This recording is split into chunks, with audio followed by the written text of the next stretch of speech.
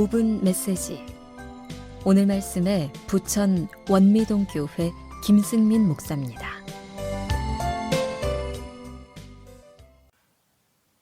얼마 전에 읽은 무지개 원리라는 책에 소개된 이야기입니다. 미국 뉴저지의 어느 작은 학교, 허름한 교실 안에 26명의 아이들이 앉아 있었습니다. 아이들은 저마다 어두운 과거를 지니고 있었습니다. 어떤 아이는 상습적으로 마약을 복용했고, 어떤 아이는 소년원을 제 집처럼 드나들었으며, 어떤 아이는 낙태를 경험하기도 했습니다. 학교에 이들을 지도할 베라 선생님이 새로 부임하셨습니다. 선생님은 학생들을 향해 미소를 지으며 문제 하나를 냈습니다.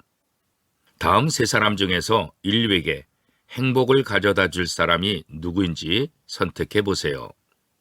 1번, 부패한 정치인과 결탁하고 점성술을 믿으며 2명의 부인이 있고 줄담배와 폭음을 즐긴다. 2번, 2번이나 회사에서 해고된 적이 있고 정오까지 잠을 자며 아편을 복용한 적이 있다. 3번, 전쟁 영웅으로 채식주의자이며 담배도 안 피우고 가끔 맥주만 즐기며 법을 위반하거나 불륜 관계를 가져본 적도 없다. 아이들은 의심의 여지 없이 세 번째 사람을 선택했습니다. 하지만 선생님의 대답은 뜻밖이었습니다. 이 세 사람은 모두 우리가 이미 잘 알고 있는 인물입니다. 첫 번째 사람은 미국의 대통령이었던 프랭클린 루즈벨트. 두 번째 사람은 영국의 수상이었던 윈스턴 처칠. 세 번째는 수천만 명의 목숨을 앗아간 나치스의 지도자 아돌프 히틀러예요. 순간 교실에는 침묵이 흘렀습니다. 그렇습니다. 사람을 겉사람만 보고 판단하는 것은 참으로 어렵습니다.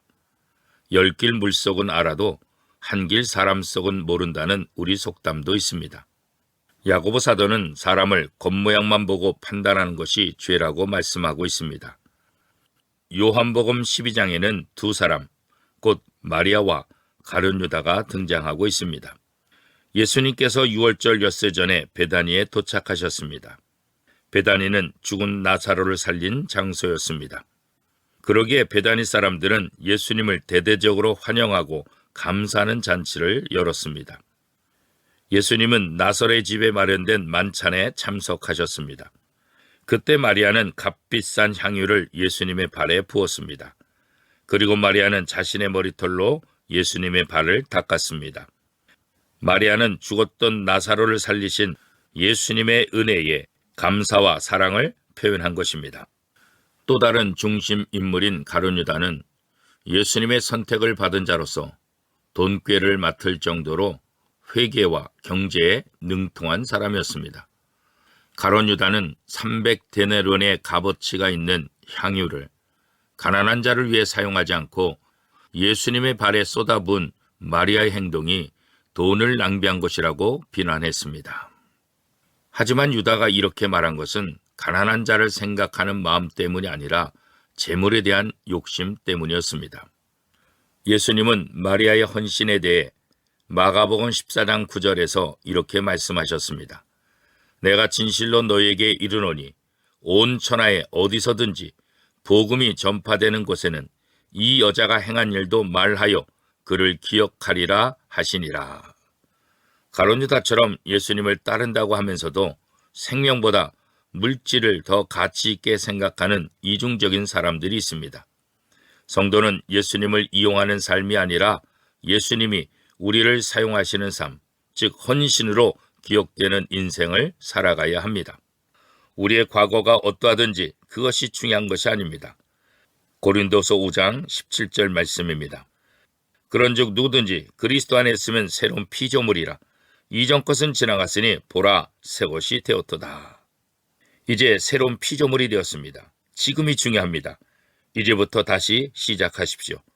마지막에 우리의 인생이 예수님께 어떻게 기억될지 생각해 보십시오. 사랑하는 성도 여러분, 저와 여러분의 삶이 예수님과 사람들에게 참된 제자로, 참된 신앙인으로 기억되는 삶이 될 수 있기를 축복합니다.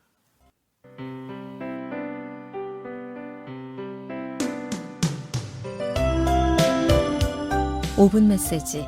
지금까지 원미동 교회 김승민 목사였습니다.